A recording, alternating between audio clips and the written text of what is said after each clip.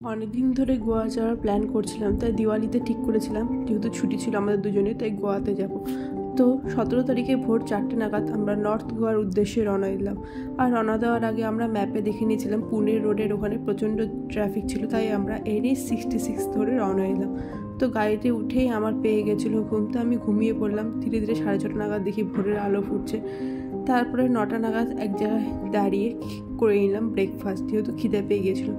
তারপর আবার রওনা দিলাম। রওনা দেওয়ার পর 2টোর মধ্যে আমরা গোয়াতে পৌঁছে গেছিলাম। আমাদের পৌঁছাতে টাইম লেগেছিলো 9 ঘন্টার মতো। যাই হোক, ওখানে গিয়ে আমরা লাঞ্চ করে নিলাম। পমফ্রেট ফিশ দারুণ বানিয়েছিল গোয়ান স্টাইলে, সেজওয়ান রাইস আর চিলি চিকেন। তারপরে আমাদের 3টার সময় ছিল হোটেলের চেকিং। তো আমরা ক্যান্ডোলিম বিচে ওখানে একটা লেমন ট্রি নামে হোটেল বুক করেছিলাম। তো ওখানে চেকিং করার পর একটু রেস্ট নিয়ে সন্ধ্যেবেলায় চলে গেলাম ক্যান্ডোলিম বিচে। তো ক্যান্ডোলিম বিচ আমাদের হোটেল থেকে পায়ে হেঁটে 5 মিনিটের মতো লাগে যেতে।